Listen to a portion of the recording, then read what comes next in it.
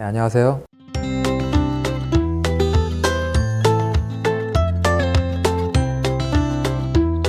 가슴 수술을 했을 때 가슴 방의 넓이가 넓은 편인 사람이 보형물을 크게 넣을 수가 있습니다. 따라서 수술 후에 가슴 모양이 예쁘게 돼요. 가슴의 늘어짐 정도나 근육의 탄력 정도가 중요합니다. 그리고 세 번째로는 피부 처짐 상태인데, 적정량의 피부 처짐이 있거나 아니면 피부 처짐이 없는 환자에게서 아름다운 가슴 상태가 나올 수가 있습니다. 한 가지 더 있는데, 기본적으로 수술 전에 유륜에서 가슴 밑절까지 거리가 있는 사람이라면 별다른 큰 노력을 하지 않아도 가슴이 예쁘게 나올 가능성이 높습니다.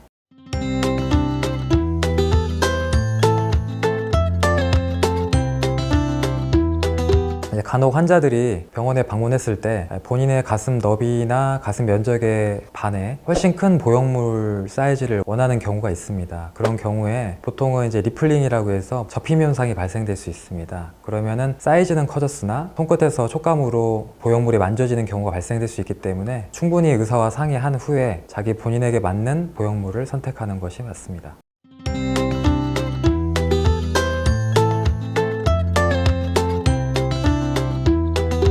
제가 앞서 얘기했던 케이스의 경우에 가슴 성형을 못하는 경우는 아니고, 충분히 면담한 후에 본인에게 맞는 보형물의 종류와 모양과 사이즈를 선택을 하시면 됩니다. 예를 들면 근력이 매우 좋고 피부 늘어짐 정도가 별로 되지 않는 환자의 경우에 있어서는 아나토미칼 타입이라고 해서 물방울형 보형물을 적절하게 삽입을 하면 보다 예쁜 가슴 모양을 연출할 수 있습니다. 또한 가슴 처짐이 있는 환자의 경우, 처짐이 너무 심하지 않은 경우에 있어서는 보형물 수술로 얼마든지 처짐을 교정을 할 수가 있습니다. 또 마지막으로 유륜과 밑절 사이의 거리가 충분하지 않은 경우에는 박리를 좀 더 밑으로 해서 밑절 사이의 거리를 확보하면 충분히 예쁜 가슴을 만들 수 있습니다. 앞서 얘기한 4가지 경우 이외에 해당되지 않는 환자분들 같은 경우에는 충분히 의사와 면담 후에 얼마든지 예쁜 가슴을 만들 수 있으므로 경험이 충분히 많은 전문의와 상의 후 수술을 결정해 주시기 바랍니다.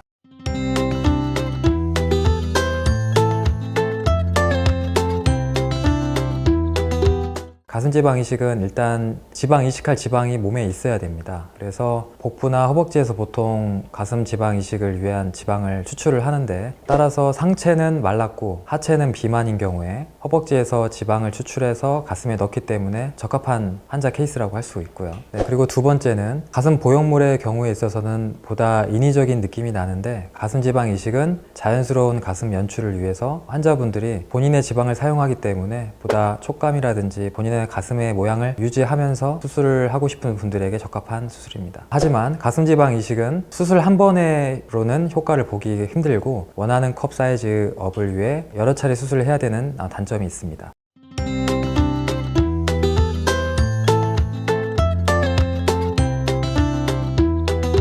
보형물의 경우에 있어서는 가슴 지방 이식을 하기 부적합한 환자, 예를 들면 복부나 허벅지에서 이식할 지방이 충분히 없는 환자라든지 충분한 사이즈업을 원하는 환자, 그런 경우에 있어서는 보형물 수술을 권하며 한 번의 수술로 C컵이나 D컵 이상의 사이즈업이 가능하기 때문에 한 번으로 만족도가 높은 수술입니다.